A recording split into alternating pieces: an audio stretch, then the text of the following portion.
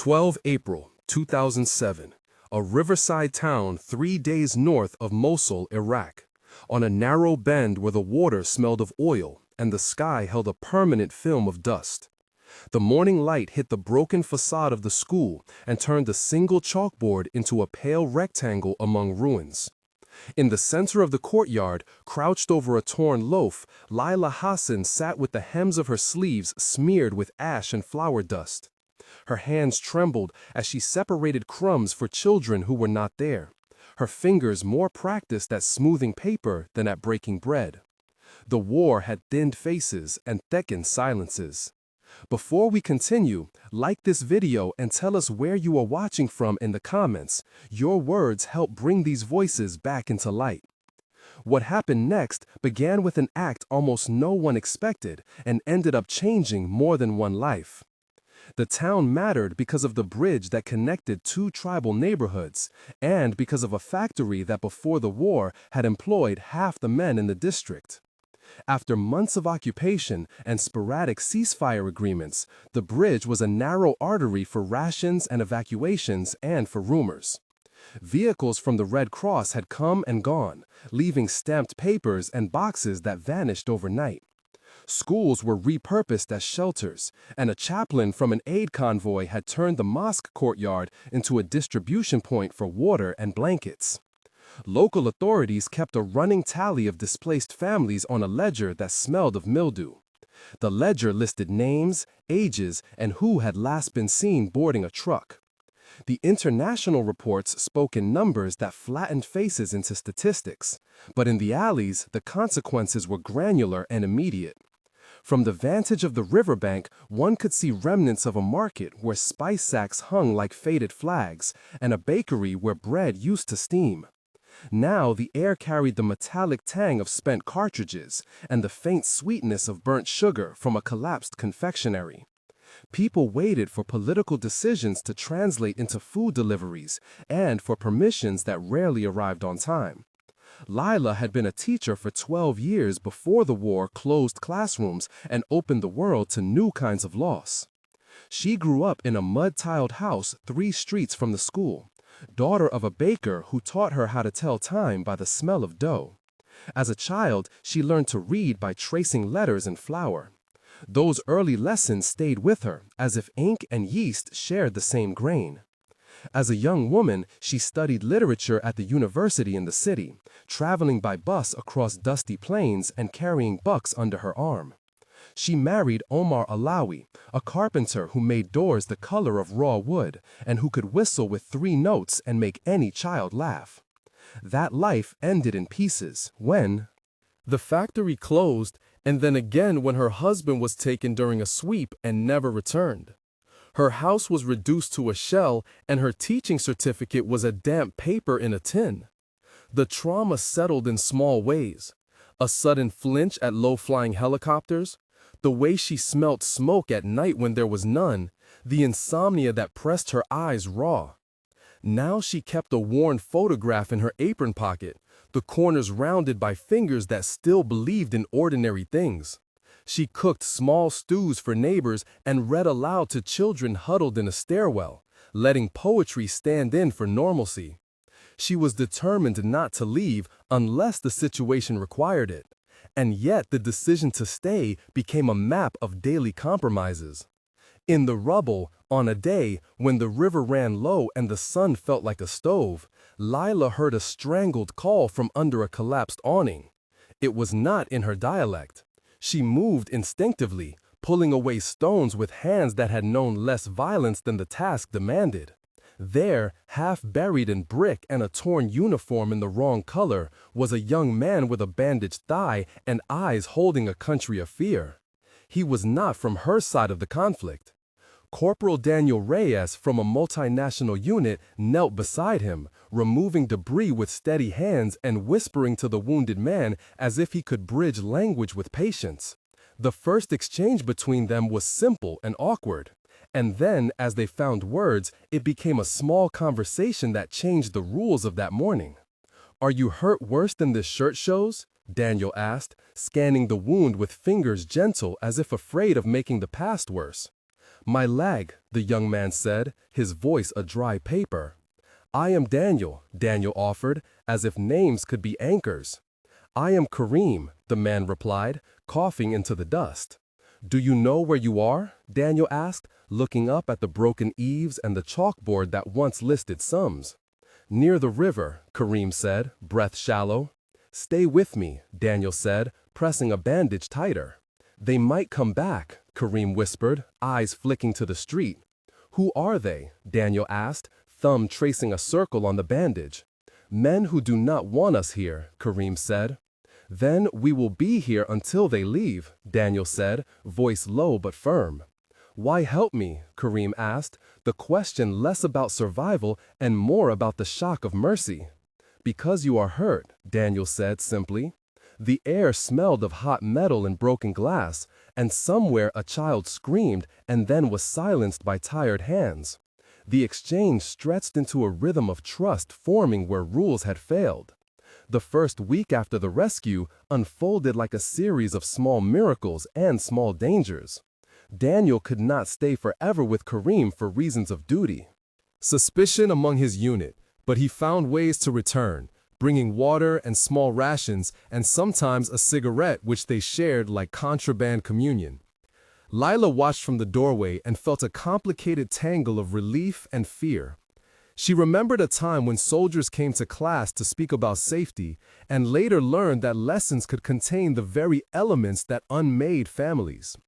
Layla spoke to Daniel once about the children and about how the bakery had been her father's life.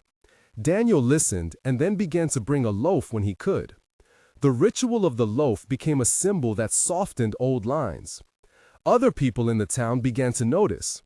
Nurse Layla at the makeshift clinic patched bandages and kept a record in a notebook with a red ribbon. Pastor Samuel offered a prayer each Tuesday for the wounded, regardless of uniform. Captain Eric from Daniel's unit inspected their makeshift arrangement with professional displeasure and then with a private curiosity. Lena, the translator, appeared once, her bag full of forms that smelled of disinfectant. Fatima, an elderly neighbor, brought tea and scolded Daniel for being too generous with scarce sugar. Each of these people named and fed into the slow work of trust.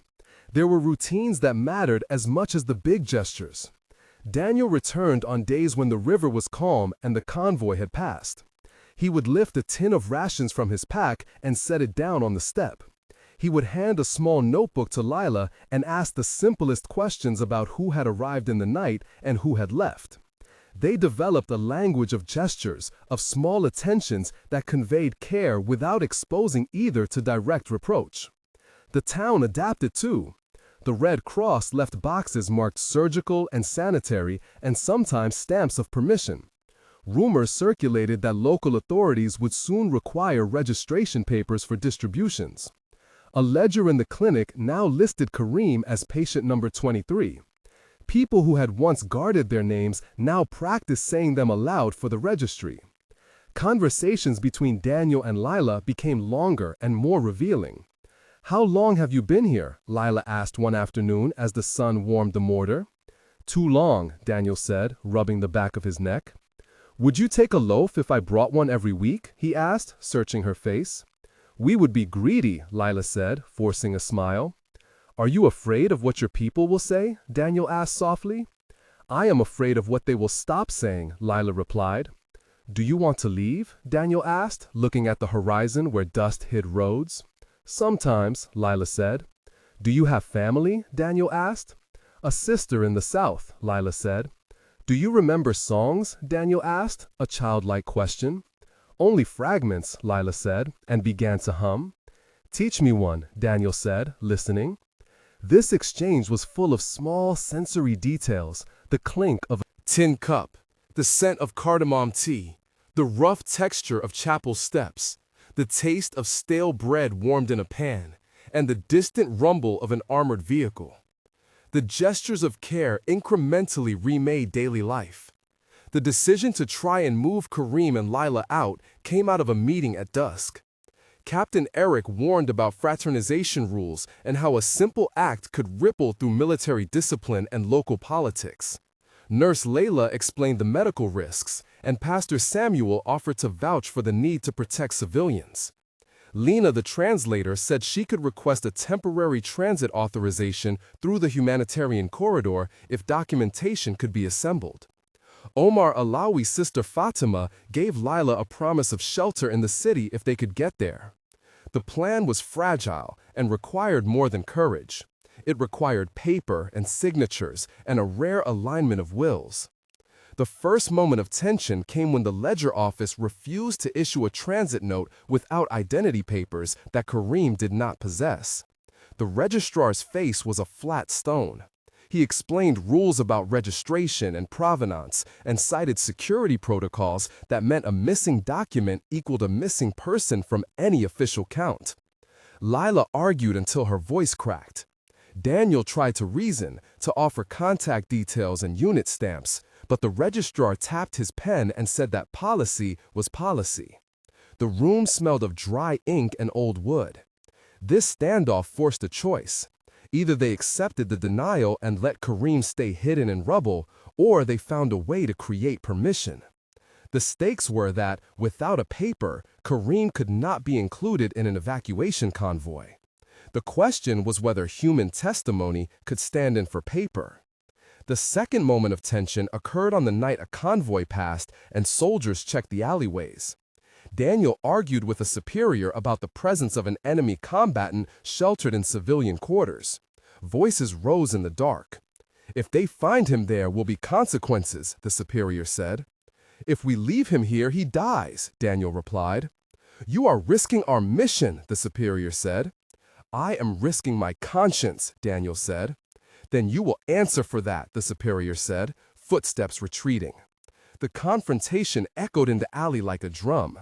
Layla sat on a stoop with her hands pressed to her mouth. The sound of engines faded into the night. The choice to protect a single life had become a risk to a unit. That risk was taken anyway. The third moment of tension arrived during the journey itself. They traveled by a series of ambulances and cargo trucks that smelled of diesel and antiseptic. At a checkpoint, a newer official demanded visual identification and threatened to detain the vehicle for hours. Kareem grew faint from infection and travel fatigue. Layla held his hand and watched his breath like a fragile sign. Daniel negotiated, bartered, presented letters and names, and the anesthesia. Chaplain vouched. At one point, a supervisor ordered the vehicle to open its doors for inspection, and the sight of a wounded man in the back made several soldiers look away. The silence stretched.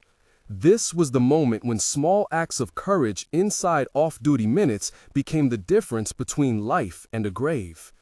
The tension uncoiled only when a senior officer, weary of paperwork and moved by the chaplain's steady voice, waved them through. They drove on with an altered convoy of humans who had chosen, through small gestures, to be on the right side of one another. Procedurally, the route to legal evacuation required assembling a transit packet that included a medical note, a sponsorship letter from an aid organization, and a provisional registration. The packet had to be logged with local authorities and stamped by the humanitarian liaison. Each stamp required a name and a witness and a signature. The process involved forms that resembled a narrow bridge where a single misplaced mark could send a file back into limbo. The team prepared affidavits, photo IDs, and a health assessment, and they requested expedited transit under humanitarian grounds with clear documentation of risk. The delay at the liaison office measured in hours, but the packet itself was a small legal object that turned mercy into movement. Formalization of their choice took the shape of simple rituals. In a church repurposed as a processing center, Layla and Kareem sat with a small group of witnesses as a chaplain and a Red Cross delegate initialed pages and wrote notarized statements that would accompany them across checkpoints. There was no wedding or ceremony, but there was a ritual of departure. Daniel, who had become a friend and protector, folded a piece of paper into the photograph Layla carried and pressed his thumb on the corner as if making a seal. Nurse Layla packed a medical kit and kissed Layla on the forehead. Captain Eric, who had once warned about discipline, found a way to smuggle a line of support into the convoy paperwork. Omar Alawi's niece, Fatima, waved from the bridge. They exchanged farewells that were at once mundane and definitive. "Will you be safe?" Layla asked as they prepared to leave the town. "I do not know," Daniel said. "Will you come back?" Layla asked. "I cannot promise," Daniel said. "Then carry this," Layla said, handing him a small packet of seeds from her father's bakery garden. "So something grows," she added. "I will," Daniel said. "Remember to breathe," Nurse Layla said, pressing a damp cloth to Kareem's forehead. "Tell my sister I looked for her," Layla said to Kareem. "I will," he said, voice thin but steady. The convoy moved out with the smell of diesel and bread and the sound of distant prayers rising like smoke. The passage across fields and the checkpoints became a test of resolve and of the small legal papers that now mattered more than they had before. The journey to a safe reception center across the border was slow and punctuated by both goodwill and suspicion. At the reception camp, they met Lena again, who had arranged temporary quarters, and a translator named Yusuf who took notes and helped with interviews. They crossed into a processing tent where lights hummed, and an official from an international NGO typed names into a database. The arrival was messy and bureaucratic, and also strangely tender. Within days, doctors stabilized Kareem, and Layla began to help in the camp school, teaching children to trace letters in the dust as she once had in her village. The daily life in the camp reconstituted small practices of dignity. People reunited when possible. Pastor Samuel visited and organized a communal meal. The town left behind watched from photographs and letters. 1 month later, Layla kept a small kitchen in a tent with a metal stove that soothed some of the cold. She had a new routine that included collecting water, repairing a children's reading corner, and speaking with a coordinator named Samira, who helped register families for longer-term housing. The community around the camp included Omar Alawi's niece Fatima, who had found work at the distribution point, and Nurse Layla, who volunteered to teach hygiene classes. Layla received a letter in which Lena had written that certain documents had been accepted and that Kareem's name was now logged in the International Patient Registry. The months since departure had been punctuated by small victories and small aches. Layla's sleep improved when she taught the children song fragments and when laughter returned in thin lines. The town they had left did not disappear from memory.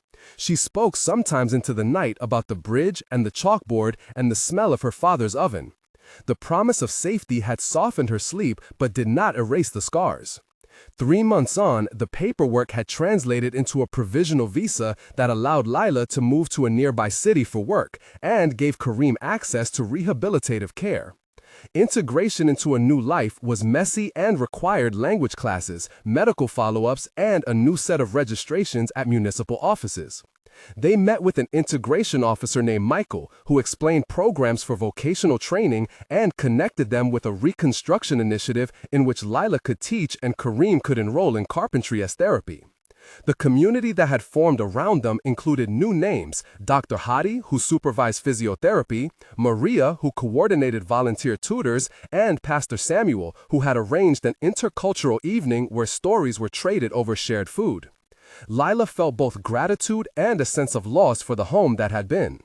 The legal mechanisms had worked in part because individuals had resisted the logic of paperwork that erases people.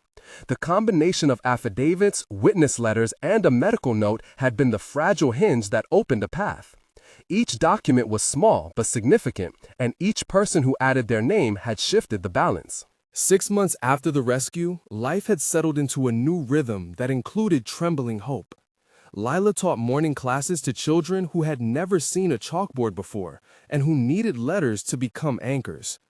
Kareem, still recovering, had learned to plane a piece of wood and to measure with an old tape measure that Daniel had given him. They had both become part of a network that included Lena the translator, Captain Eric, who sent a letter of recommendation for Kareem's placement, and Lena, who continued to check on them in the evenings with tea. Daniel came to visit once, on approved leave, and sat in the back of a classroom while children recited letters. He and Layla exchanged a look that was equal parts gratitude and mourning for what had been left behind. The community had reorganized itself around acts of shared care. The reconstruction project that Maria coordinated had hired several former residents from the town and had become a place where skills and memories were exchanged. The consequences of a single act of mercy extended beyond the immediate patients and protectors. The case prompted local aid coordinators to review the rigid registration practices that had once blocked access to assistance and to propose flexible procedures for people missing formal identity documents. Reports circulated in humanitarian networks about how witness affidavits and community-sponsored attestations could be accepted in emergency transit cases. The Red Cross team that had once labeled boxes of rations now advocated for adapted protocols to account for displacement without identity. For Layla, the change was both personal and civic. She found a way to teach again and to reconstruct a life for children who had known only instability. For Kareem, the chance to receive care and to learn a trade meant an entry point back into work and dignity. For Daniel, the memory of a man he had chosen to help remained with him as a moral compass in later decisions. At the heart of this story was a small object that recurred, a loaf of bread, dense and warm, given and received, passed between hands and across lines. That loaf was a symbol of how ordinary gestures can alter policies when enough people are willing to risk the comfortable separation of roles. In quiet moments, Layla would touch the photograph in her apron and think of Omar and tell the picture about the names of people who had helped her. Because names were currency in a world that too often traded them away. If this story moved you, share it with someone who cares about how small acts can remake rules, and consider subscribing for more narratives that show the human face of conflict and reconstruction. Your attention keeps these stories alive. In the end, the bridge had not been rebuilt in months, but a new passage had formed between strangers who became family. The ledger had a few new entries with names that once might have been lost. Layla taught and planted seeds in a small bed. Kareem taught himself to plane and to measure and to mend.